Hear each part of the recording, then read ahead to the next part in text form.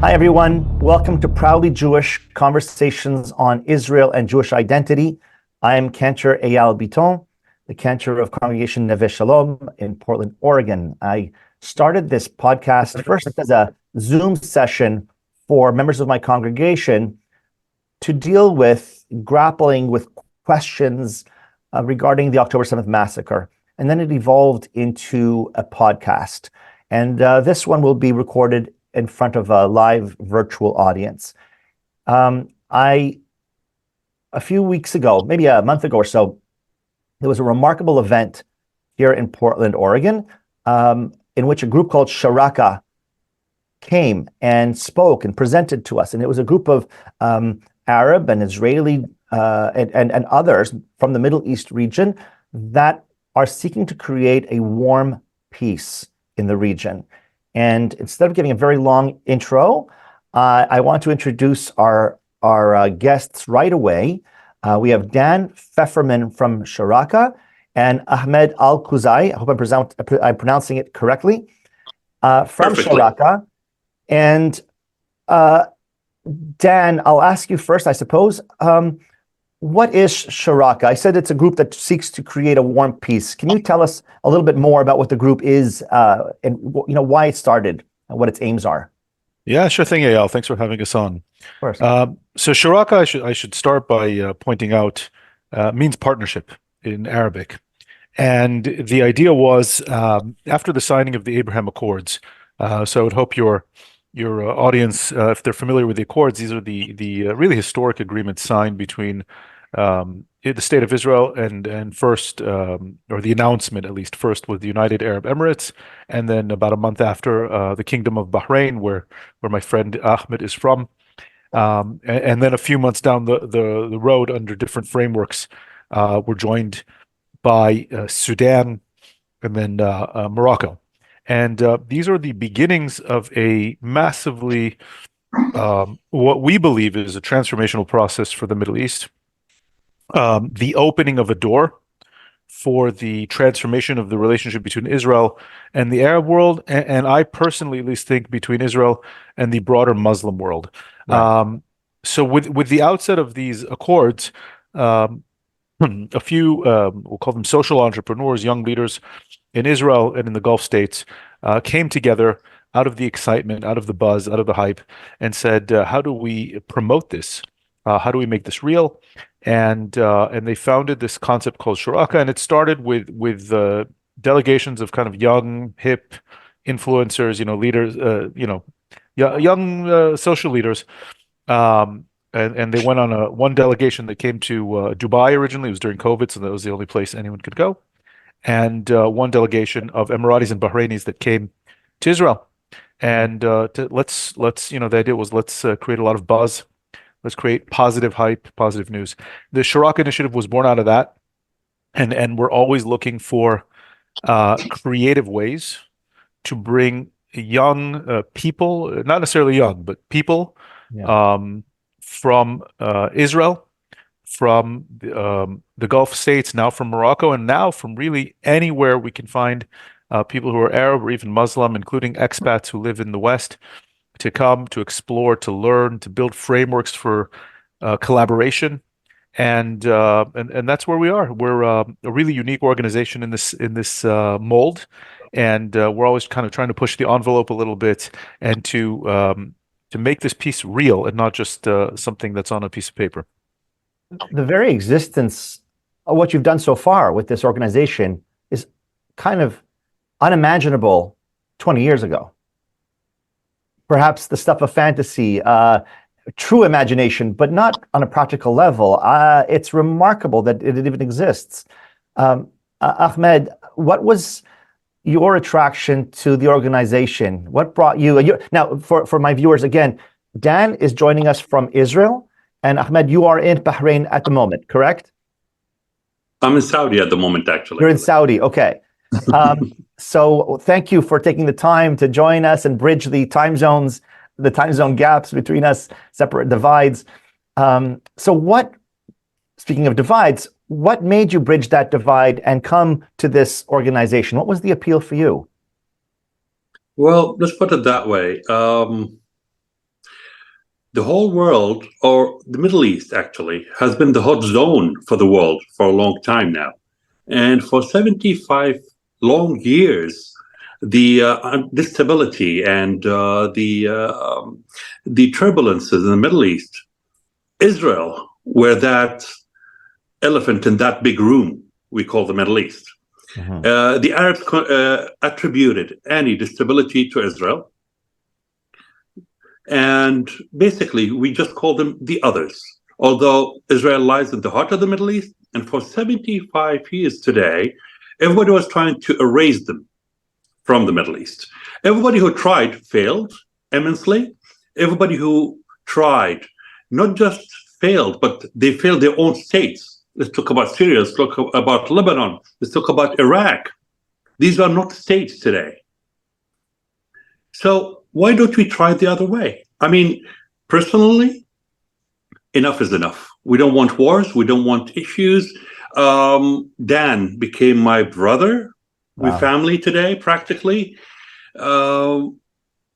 We can make it happen. It's not only war that could make it happen. Apparently, war proved that we can't just take out the Jews out. Israel became stronger. So how about we try the other way? Let's try the peaceful way. And hence we have the Abraham Accords for prosperity, not just for bridging gaps, not just for not to fight. There's no reason to fight. Us and the Gulf states, we never engaged in a direct war with Israel. So I understand it with the Levant, with Syria, with Lebanon, with Jordan, with Egypt. They waged wars before. We haven't. So I don't see a direct reason for that to continue. We tried it one way, didn't work out. Let's try it the other way today. And apparently it's working fine. And I gained 5 pounds out of that. The food is delicious. Well, Ahmed, why don't you share your very funny the first time you came to visit Israel? I consider myself well versed. I travel the world. I have lots of Jewish friends, lots of bar mitzvahs, lots of weddings, lots of sadly funerals. But I have Jewish friends all over the world. But to be able to visit Israel for the first time, I couldn't sleep for the 3 nights prior to it. And I've been, of course, I mean, it was with Dan. That's how I met him. I was part of the first delegation from Bahrain to visit Israel. It was the second delegation after Emirates. It was a new thing. Sharaka was new. And as I said, I mean, it was quite the experience, but I couldn't sleep for 3 nights and I was bugging Dan every other day. Dan, can I get a camera? And he was like, of course, why not? I said, yeah, maybe we're not allowed to take photos. He said, why not? Your camera probably is made in Israel. And I started laughing and I explained it this way, and bear with me. We learned that Israel is filled with soldiers who are scared of the Arabs and they are in constant war. That led to the conclusion in my head, of course, that such conflict created people who are living in a big military base, and military base are off limits for civilians to take photos in. I see. And he just laughed and he said, just get over here. And I landed. Everybody was smiling at me. People were taking photos with us. And I was like, seriously? That's what we were scared of? Right. And let me share this. The first thing I noticed outside of the Ben Gurion airport was the trilingual signs. And when I pointed at them, Dan said, yeah, street signs. We have them all over Israel. And I was like, that's not what I meant. Right. It's trilingual. It's Hebrew, Arabic, and then English. You recognize Arabic? He said, yeah, and? I said, to you, this is nothing. To me, I learned that Israel is an apartheid state. Recognizing the language of the Arabs means that you recognize them as a group of people. So you're not killing them. And he started laughing. He said, just spend some time here. You'll see that it's the exact opposite of what you've learned. And ever since, it has been the journey. Yeah. Thank you for sharing that. That's that's beautiful and simple in a way, right? It becomes something that becomes basic. Yeah. And we things can balloon in our minds, and it's certainly in the population's minds. And then when you see, it's real, and and here's the humanity of it all. Yes. It helps. And I remember, now I'm not there, but as a Jew in North America, whose safety depends, in my view, on the stability of Israel in the region, but also it's my ancestral homeland, and I feel a tie to this land. I don't live there. I want, we want Israel to be at peace. And we pray for it. We pray for it here. We've been praying for that for thousands of years. The thing I enjoy absolutely most about this job is every single time, and we bring a lot of delegations from the Arab world, now from Muslim communities outside of the Arab world. And when they come to Israel for the first time, I just see the shock at it's just not what they thought it was. And we bring educated people and worldly people and journalists and professors, and they're just in shock. And I present to them all the complexities of Israel. It's hardly a perfect society, but they actually oftentimes appreciate these complexities even more. And the biggest challenge we have is too many people in this world have a bad faith agenda to vilify Israel. Now we see it more than ever. And if we could only just break through that, if I could bring everybody, every news station, every journalist, every influencer, just come see for yourself. I'm not going to say a word. Just come see for yourself. Yeah. I think this conflict would have been over a long time ago. I remember a few years ago watching somehow I came across an interview that was on TV on Al Arabiya, but I couldn't have watched it on Al Arabiya, so I don't know how I came across it. But it was former Saudi ambassador and intelligence chief Prince Bandar bin Sultan. Yeah, and it was all over the news. Yeah. It was all over the news. I was, I would say, shocked. In some ways, not, but mostly shocked. And I was like, "Oh wow, there's a shift." And I'm not a political scientist, but there was a very clear shift in rhetoric that was coming out of the Arab world regarding Israel. All of a sudden, it's not just the Israel's a pariah state and needs to be removed. All of a sudden, it was critical of the Palestinian leadership. And I'd like, because I don't know that my audience knows it, I'd like to share this video first with them. It's an excerpt, and then I'd like to get some comments and perspectives from you. كذلك في شيء يربط القيادات الفلسطينية تاريخيا، وهو أنهم دائما يراهنون على الطرف الخسران، وهذا له ثمن. الأمين الحسيني في الثلاثينات كان يراهن على النازية في ألمانيا. إذا قفزنا إلى الأمام فما يمكن أحد مننا ينسى في دول الخليج بالذات صورة أبو عمار وهو زاير لصدام حسين عام 90 بعد احتلال الكويت، كمثال آخر على عدم التوفيق. بعدها بأشهر يبدأ معركة تحرير الكويت ويضرب صدام حسين عاصمة المملكة العربية السعودية بالصواريخ. أول مرة تضرب عاصمة المملكة العربية السعودية بالصواريخ من أي جهة. الصدمة الثانية في هذه الفترة عندما شاهدنا شباب مغرر فيهم في نابلس يرقصون فرحانين على ضرب الرياض ويعرضون صور صدام حسين.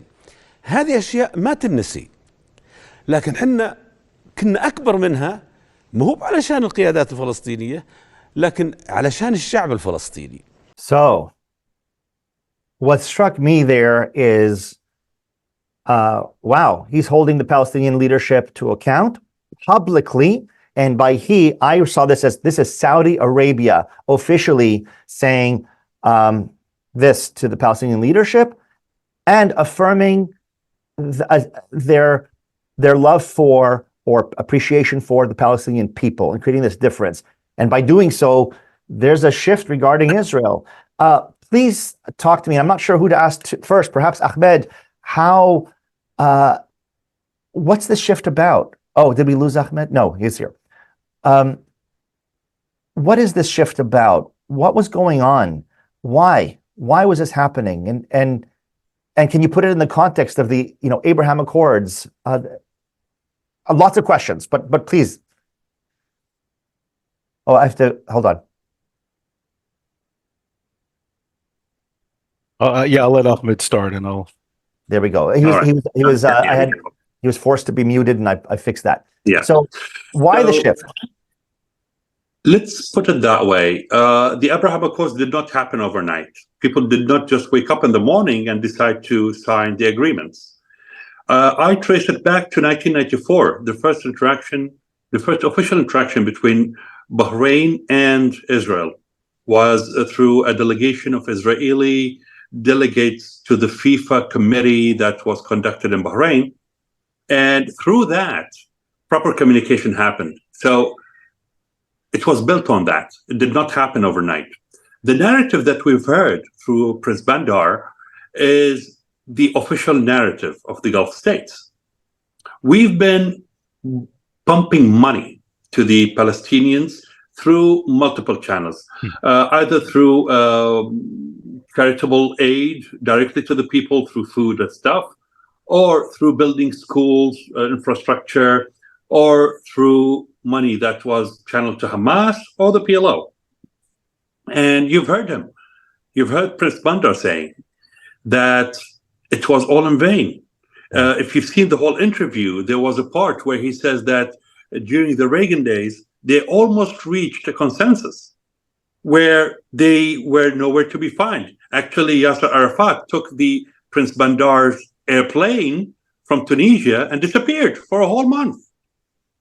So they established that they are not reliable. This is on the Palestinians themselves to choose a new leadership if they want to get out of it. They need to decide what they want.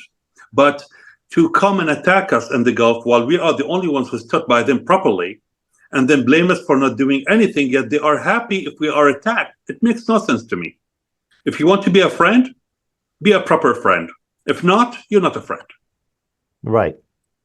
Yeah, and I'll say something kind of watching it from here, and I was watching it unfold in real time, is something that strikes me about the Gulf states is there's a deep sense of pragmatism there, a deep sense of how do we improve our situation, how do we improve the region, how do we bring prosperity, being very clear-headed, and I've met I want to say thousands, but let's just say I've had very close conversations with hundreds of people from around the Gulf states.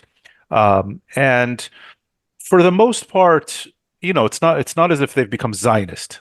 Some of them certainly have, but it's really this sense of history is history. We need to move on. And what he said is the Palestinians keep choosing the wrong side of history. Ahmed said it very clearly. They have to decide what they want, and do they want to actually improve their lives and solve the situation? Yeah. Do they want to solve this conflict and move on with their lives, which they could have done numerous times in recent history, or are they stuck on something that I think is descriptive and pervasive of? We'll call it the other part of the Arab world, which is it's all about honor, it's all about vengeance, it's all about we'll show them, and there's definitely a cut off your nose to spite your face mentality about it, and I think look at and I'll allude to something that Ahmed said, and we talk about this a lot between when we're together on our many road trips. Look at the countries that have either signed peace treaties with Israel or it's clear that they're moving there. These are countries that are prospering economically, or at least they're stable economically. It's countries that they're not all democracies, but they certainly have human freedoms. Whether these are countries that are much, much less corrupt by Middle Eastern standards. These are countries that are open to people who might be secular, who might certainly minorities.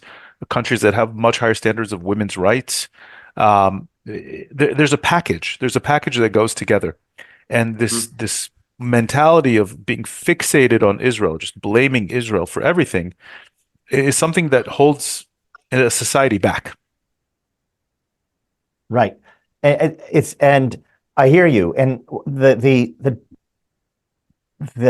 not chatter, the tenor of the conversation that I hear from that I heard in that interview, that I hear from you, that I heard in an interview with Saudi Arabia's Crown Prince Mohammed bin Salman just weeks before, even before October 7th, indicates let's move on. We need to live. We can't be beholden to this ideological battle. It's time to move on. And you talked about entrepreneurial. You talked about social entrepreneurial endeavors. Life is business. Life is work. Life is putting food on your table. Life is going beyond. Ideology is wonderful, and that's how Israel was built. There was an ideology that we should, but there's a practical side to it all. And when I saw all this happening, the Abraham Accords, I was, oh my gosh, I believe strongly there will be peace in my lifetime in the Middle East, with every country, with every, I don't know, but a stability that I've never seen before. And I mentioned the Prince of Saudi Arabia. There's one more clip I'd like to share and move on from there in a moment, because this one says from the top, basically, that we want to normalize. So let me find that for us. Here we go. What would it take for you to agree to normalize relations with Israel? Well, there is approach from President Biden administration to get to that point. For us, the Palestinian issue is very important. We need to solve that part, and we have good negotiations continue till now. We gotta see where it will go. We hope that it will reach a place that it will ease the life for the Palestinians and get Israel back as a player in Middle East.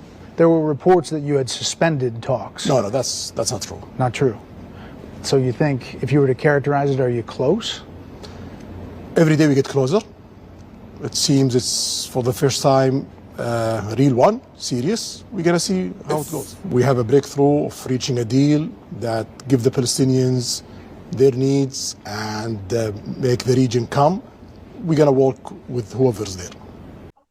Okay, we're gonna work with whoever's there. We want the region to be calm.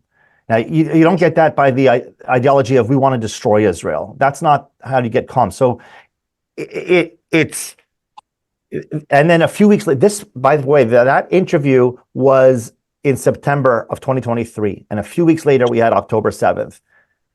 When I saw October 7th, besides the horror and shock, I was like, this is, from where I'm sitting, this is Iran and other players that don't want this to happen with Saudi Arabia. Yeah. Is that how you view it, Ahmed, and Dan, how it's viewed in Israel? Yes, actually. I mean, we've been talking about it, me and Dan, just weeks before October 7th, saying that we're waiting for Iran to make a move because they won't let it just go unnoticed. They have to make a scene. Right. That's their way. By Saudi Arabia normalizing, that means everybody else will follow. And I'm talking here about Muslim and Arab countries. Countries like Pakistan, countries like Egypt, of course, I mean, they have a cold peace kind of agreement, but they are going to have to rectify it. Even Sudan one is going to be valid. And people will follow. We're talking about countries like Oman, like even Qatar and Kuwait. If you can believe it, yes, because it's Saudi. It's not just any other country. Right. So this means a major shift in the region. There's an uncalled alliance against terrorism. There's an uncalled alliance against anti-peace movements that has to be put down to bed. That's it. Enough is enough. Let's invest our time, our efforts, our assets into building a better region rather than investing it in proxy wars, what Iran is doing so far. Yeah, I've been mulling kind of I guess the book that I want to write next, and and and it's going to be about the builders and the destroyers, and that's really how Ahmed described it is there is a camp that is intent on building the Middle East and creating mutual prosperity, and there's a camp led by Iran, and for sure the October 7th attack was guided by Iran, was funded by Iran, was trained by Iran. And in large part, it's to spark a war. It's to spark a war that is so disastrous that it'll torpedo the peace talks. It'll torpedo the Abraham Accords. They wanted to get Israeli Arabs out on the streets, like happened 2 years ago, and create this movement around the world that you're seeing against Israel, against the West, against anybody that's seeking prosperity and stability in the region, because the Islamist camp in the region, of which Hamas is a part of, and which Iran is today the de facto leader of it, thrives on chaos and has this delusional vision of tearing down the entire system and rebuilding the caliphate. They think it'll be Shia, when Hamas thinks it'll be Sunni, but those are small differences in the goal towards bringing down the nation state system, Israel, but also the stable countries around the region. And this is striking to me in the following sense. We've seen, you talked about what happened 2 years ago and what by inference is not happening today. So let me clarify what I mean. We have seen, as a result of October 7th and the ensuing war, huge demonstrations in Western cities, in London, in Paris, in Sydney, Australia, in Toronto, in New York, in LA, etc. Huge ones, and very, very vocal, very antagonistic.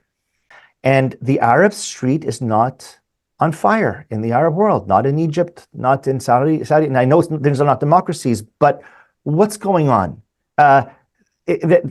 Why didn't they get upset with, for what's happening to Gaza? What's going on in the Arab world?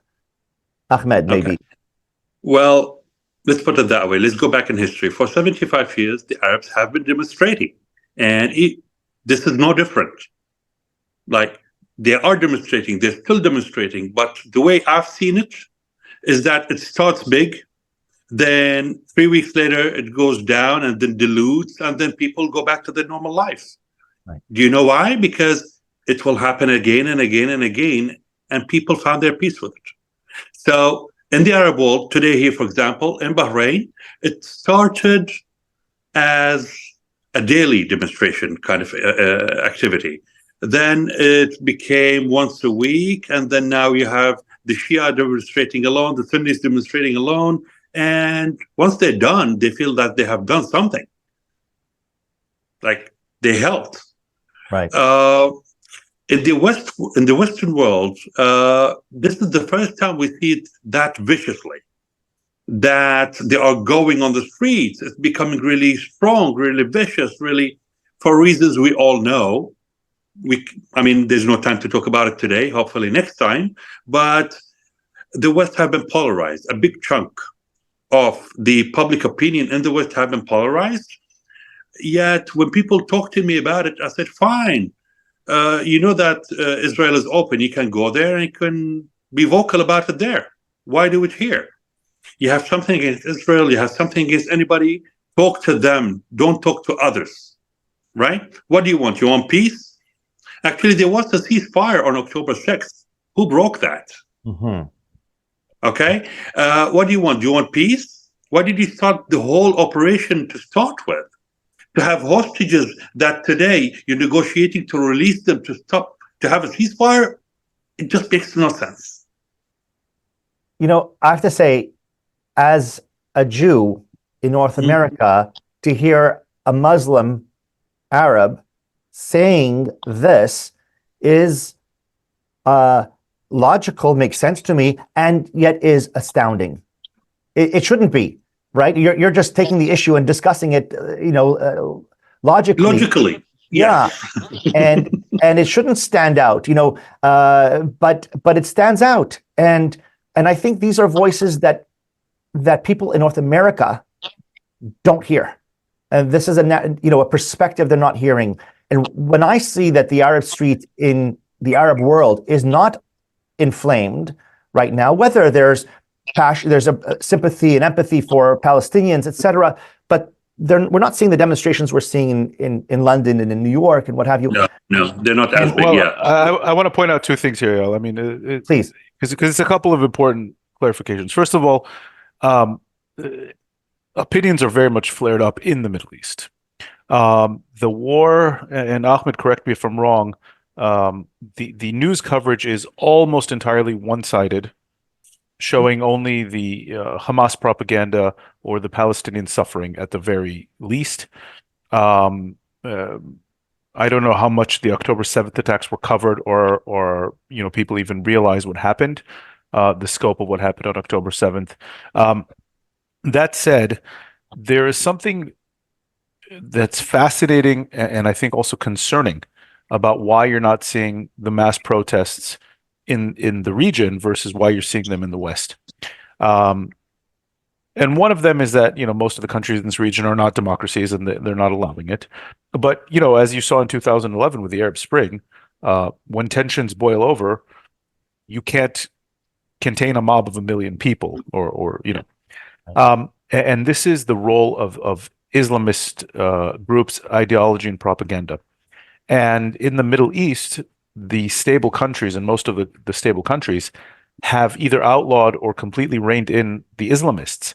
Whereas in the West, and especially the places where we're seeing these protests, they have, because of free speech and the governments won't limit religion, many of the preachers are Islamists who spew massively hateful propaganda, not just against Israel.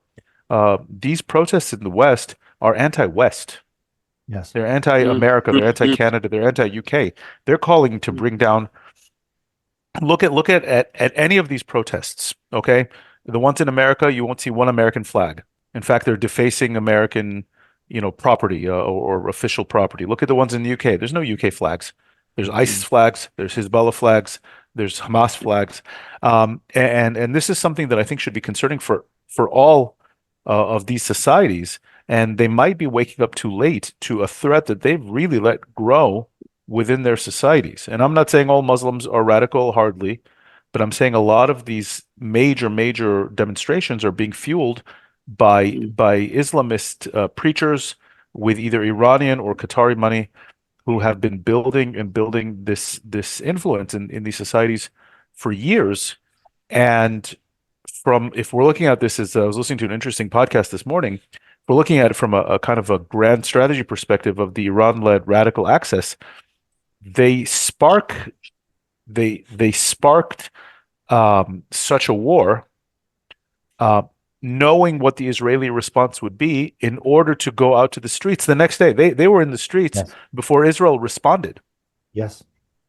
And this is something that should concern not just people who care about Israel. This should concern people who care about whatever country they live in which there are such demonstrations. The sort of social justice warriors that I see out here in North America that side, they think they're siding with the Palestinian people, but they're on this side. I think they don't see this. I think they're easily, they easily buy into the idea that any sort of critique is Islamophobic, and then sort of it's quickly dismissed.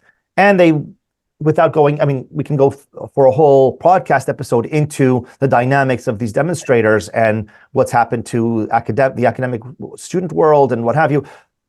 But I hear you. And again, with whatever that reason is that it's not on fire in the Arab world, with the reasons that you cited, you have essentially the governments of these countries, of Saudi Arabia and the Sunni world, it seems to me, going, we're not taking the bait. We had an agenda. It was to normalize with Israel. It's good for our future, and it's good for our economies. And and we understand, we see what Iran did, we see what Hamas is doing, and we're not falling for that. It seems to me that that's the case, which gives me great promise for the future. And this is where your organization, Sharaka, I don't want to say that comes in, but this is what it represents. It represents this, no. These conflicts of yesterday, not that they don't matter at all, it's that we can go beyond that and build. And you've used that word about building. I think both of you have. And so it's interesting with Sharaka itself, the organization, when October 7th and the war happened, you're a diverse group of people. Was there any risk to the organization about disbanding, was there friction, or did you, as a group, I spoke thinking about the region and the war, but with you and Sharaka, was there this friction or a question of, the mission of the future? It's a great question. I think I'll talk about, from the organizational perspective, but I think it's also a big part of this is how did it affect our key people? So Ahmed, how did it affect, for example, you and Fatima in Bahrain, on a personal level, which then impacted the organization? Yeah.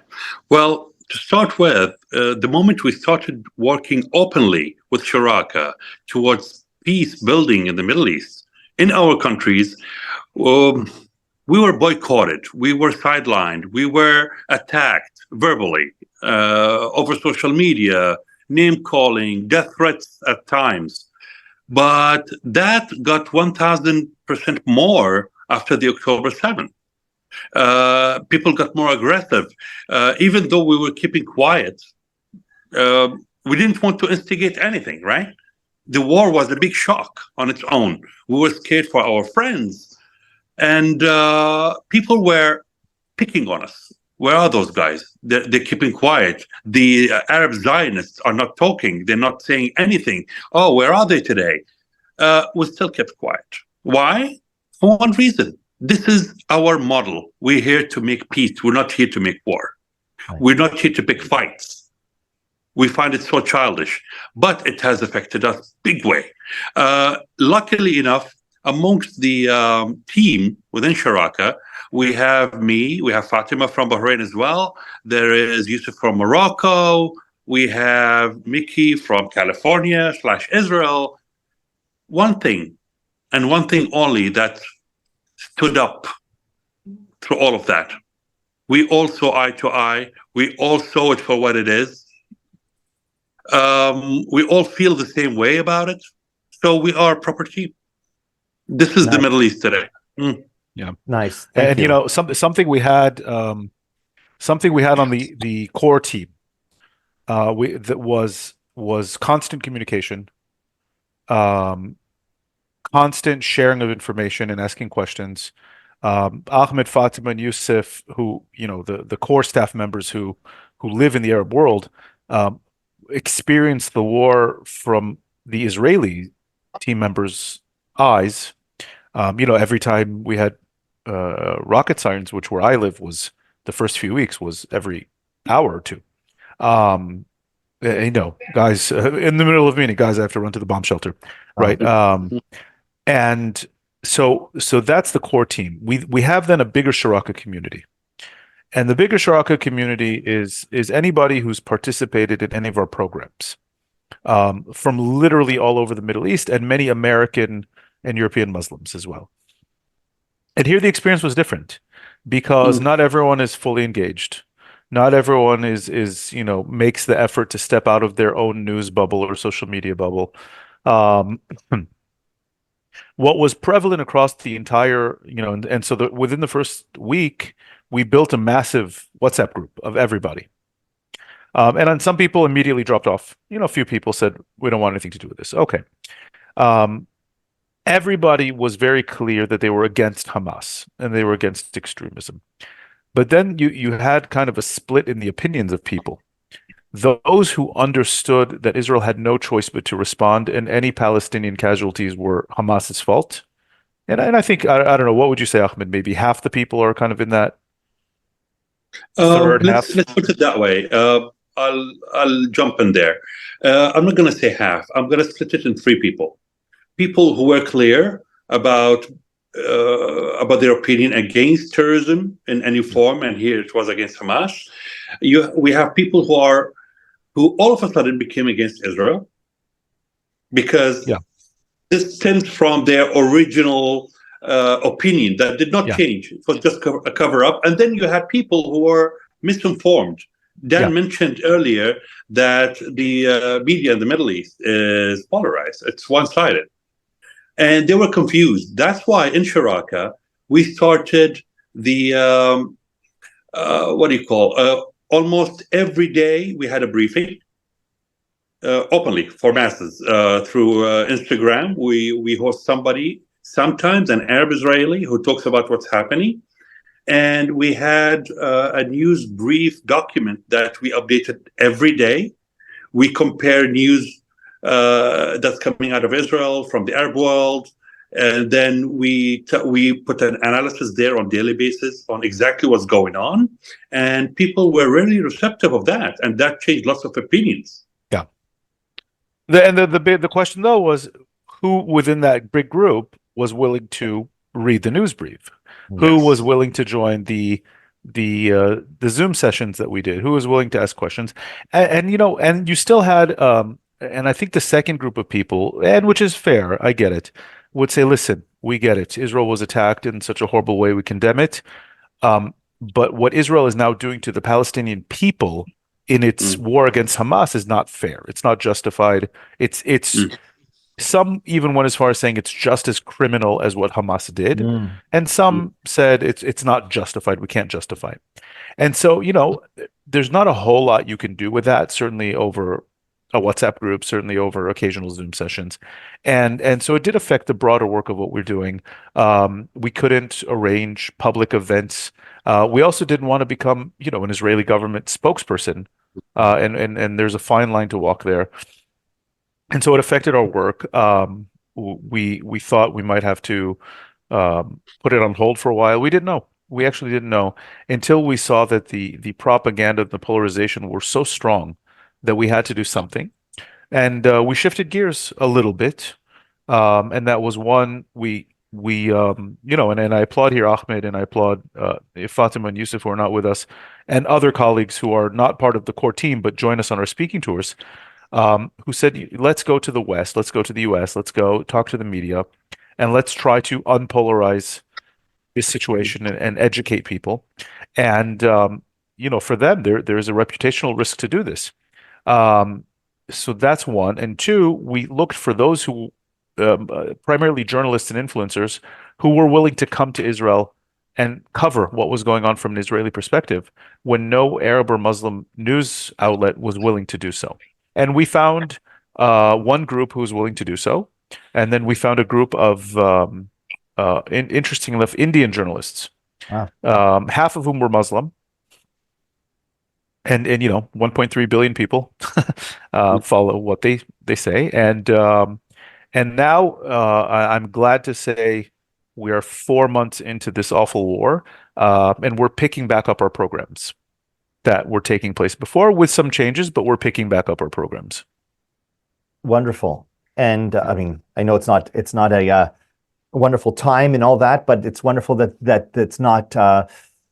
That things are moving in the right direction, and the core group stuck together and understood, what the mission is, the larger goal. So let's look forward in the future. No one's, hindsight is 2020. Foresight is another thing. But let's say the day after the war. So you talked about right now the sentiment that people have, the reaction to the war, and some of the various opinions people have. Okay, the war is over. Israel is still standing. It seems to me that we're in agreement. It sounds like normalization with Saudi Arabia. That track is still going. We resume. Yes. Okay, so it never stopped. It never stopped. Amazing. Yeah. So let's go with that. So let's say the day, whether it's the next day a month later or a year or even 2 years or whatever it is, a little later down the road, this normalization happens with Saudi Arabia. What happens to the voices in the Middle East and maybe over here, but particularly in the Middle East, that felt this way, felt that we're a little harsher towards Israel and more sympathetic towards the Palestinians? And do they matter anymore? What happens? Where does it go? Once the facts on the ground are, hey, we're moving in this direction, what happens to the Middle East? Okay, that's a big question, but let me put it that way. The times where those opinions mattered are long gone. It's not relevant anymore. I quote Dan for saying that on behalf of our ambassador to the US, that we will not be taken hostages by the Palestinian cause anymore. Many lives were at stake, just waiting for it to be solved. But how?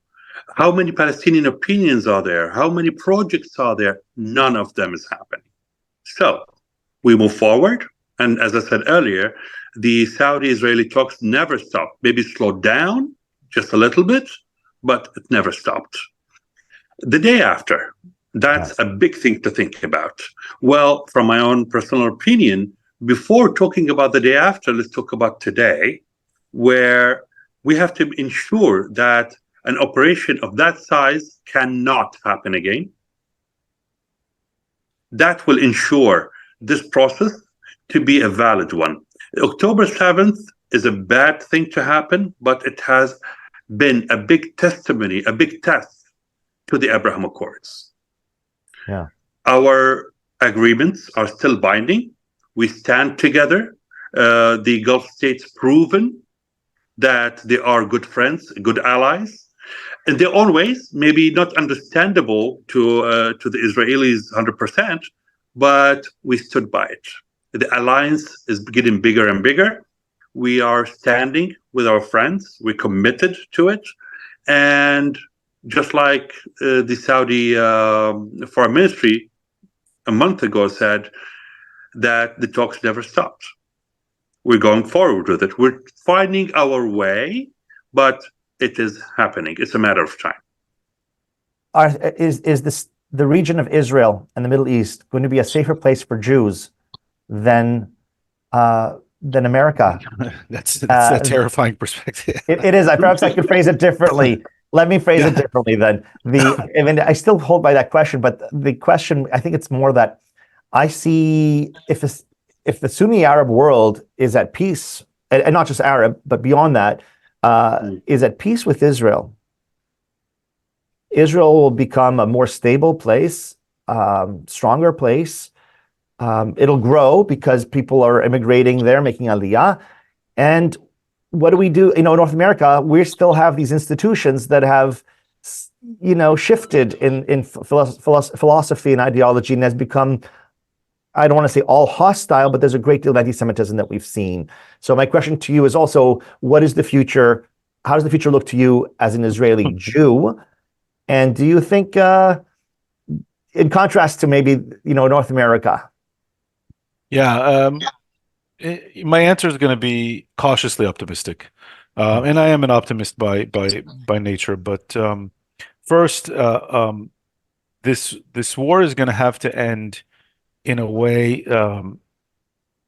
not in two ways. So I'll echo one thing that Ahmed said, and then I'll add something. One, and October 7th cannot happen again. My big critique, and I don't mean this in a political, right or left kind of way, but my big critique of Israeli leadership in general is that it's had no vision.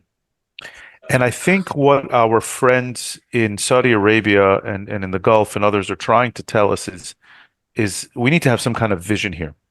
And that doesn't mean, we have to take security risks like we did in the past. And I think this is something that the Abraham Accords and especially the Saudis can play a role here that we didn't have this relationship before. And so an idea, that Ahmed and I have been, kind of speaking about everywhere we go is you have to have a rebuilding. You have to have I don't care if you call it a two-state solution, if you call it a autonomy plus, whatever. It has to be something at the end of the day that the Arab world, enough of the Arab world and the Palestinians agreed to, that ends the conflict. And Saudi Arabia, joining, it's going to be a matter of time, but Israelis are going to have to be receptive to what is being asked, of Israel in the region. We're going to have some new thinking. And once that is in place, I think we will see the dominoes continue falling as far as which countries are aligning in peace. Now, I don't want to be, I'd love it for the day when the Middle East is a safer place for a Jew than the West. There's a long road ahead of us. I mean, we see that even in the UAE and Bahrain, which signed the peace treaties 3 years ago. And by the way, in the UAE, I've been there 10 times. I've never once felt unsafe. But not everyone's in favor of the peace accords. In Bahrain, where there's a lot more, freedom of speech, even fewer people, and especially now that number is down. In Morocco, the same thing. Even in the peace countries, we have a long way to go. And so imagine the countries that don't yet have peace. Imagine the countries that only show the anti-Israel stuff on the news. Imagine the countries that haven't reformed their education systems. And then even if the country does everything right, you still have the social media, which is wildly anti-Israel. And by the way, I heard a fascinating lecture last week by a company that does social media analysis. And they and we were talking in the context of all the propaganda against Israel, and they said between bots, avatars, countries. I'm talking about countries like Iran, China, Russia, Turkey, and even Hamas and other groups who are posing as all sorts of infiltrators, and then something called sock puppets, which are basically like digital spies. Spreading propaganda. Roughly 2/3 of the people who are engaging in online conversations are not real. Wow. They are bad faith actors. Wow. And so this is where the ingenuity of Iran and Hamas and ISIS and China and Russia, this is where their ingenuity is going. It's not to build their own countries up. It's to cause discord against Israel and in the West and to tear people apart. That's why, again, the builders and the destroyers, they're not building anything. They're destroying as much as they can. And so even if Saudi Arabia and Bahrain and UAE outlaw Al Jazeera, which I believe they did, and ban Muslim Brotherhood and label Hamas a terrorist organization, you still have to contend with this mess of social media in which 2/3 of the people on these platforms spreading hatred are not real people. Right. And but optimistic, right? Optimistic at the end. And optimistic. First of all, I think the long-term trajectory of the Middle East is a positive one. And I think the Abraham Accords are a sign that things are moving in the right direction. I think Saudi Arabia joining it and hopefully even kind of, and I'm going to say this as an Israeli, I kind of hope they bully the Israelis and the Palestinians to some kind of solution. And then there is an awakening, I think, in the West right now as to the dangers of this. We call it the red-green coalition. So it's the radical Marxist left and the Islamists. And we're seeing the destructive nature of decades of investment right now on campuses, especially in the West. I think Western society is hopefully waking up to the threat to that. I think the Saudis themselves and the Emiratis and the Bahrainis, the Moroccans and others are seeing that they need to counter radical Islam, and they're doing it in different ways. And I hope that we can muster up enough action, to basically save a civilized society in this sense. And I hope that kind of October 7th was a wake-up call to everybody in this regard. Nicely said. We're about to wrap up, but I want to say that I was just in Vancouver, BC on the weekend, and I'm walking down the street, and a fellow with a keffiyeh, and this time we know this is a very clear statement of saying I'm with the Palestinians and on this, or maybe Hamas. And right next to him is his friend, is wearing a Soviet Union shirt with the hammer and sickle. It's like exactly what you just described, but in garb, in attire. Perhaps Ahmed, a final thought on the future and the role that that Sharaka can play. I don't want to say in shaping the future, but the impact that Sharaka can have on that it will have on Sharaka and what it represents in light of this perhaps changing reality in the Middle East. Actually, just mentioned our tagline: shaping a new Middle East together. Nice. Basically, I'm going to say it's in our hands in the Middle East. There's an interesting article that came out, I think, 2 days ago by Foreign Affairs magazine that's emphasizing on the fact that peace in the Middle East should be made by players and counterparts in the Middle East. It shouldn't come from abroad. It should come from within. So it's can you send it to our me? hands. Yeah, of course. It's in our hands to make it happen. When I say in our hands, all of us in the Middle East. I've noticed something that works amazingly well. Instead of talking about politics, how about we talk about anything we want, about sports? Let's disagree about sports. Let's agree on how to raise our kids over a delicious meal. Trust me, that will get everybody on that table. Right. That's exactly how Oslo Accords started. Nice. Let's leave the demonization process out of it, and trust me, miracles could happen. Today, nobody knows anything about the other. I just told you, I'm a professor, I'm a political consultant, and apparently I knew nothing about Israel. Actually, ever since, for 3 years now, I started writing a book. I just finished it yesterday. It's called Jews, Judaism, and the Jewish State. I'm talking about Jews. I'm explaining about Judaism from an Arab point of view. Everybody spoke about it from a Jewish point of view. That's why nobody reads it here. It's going to come out in Arabic. I'm addressing it. I'm teaching my people about who the Jews are. I'm not telling them love them or hate them. I'm just showing them reality. Nice. Well, I appreciate that. And one final thought from me, which is I'm a musician. I'm a cantor. I'm a singer, and I think that you talked about food. I think music is another way to bridge Totally. cultures and differences, and not just bridge, but I'm Moroccan on my father's side. I remember going to performing in Casablanca when I was about 23 years old years ago on this stage, and the musicians were local Arabs, and we're singing Yerushalayim Shel Zahav, and all of a sudden the keyboardist is joining me vocally. I'm like, how does he know this? And there's some. I mean, this is an Israeli Hebrew song, but then and we have our. The Arab songs that were part of Moroccan Jewish culture as well. Absolutely.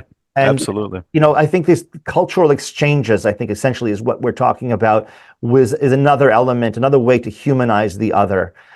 Yes. Dan Feferman and Ahmed Alkhuzaie of Sharaka, thank you so much for this really delightful and meaningful conversation. I wish you and us all the luck in the world. Thank you so much. Thank you for having us here. It's been a pleasure. Bye. Of course. Have a great night. Thank you. Thank you so much. Bye-bye.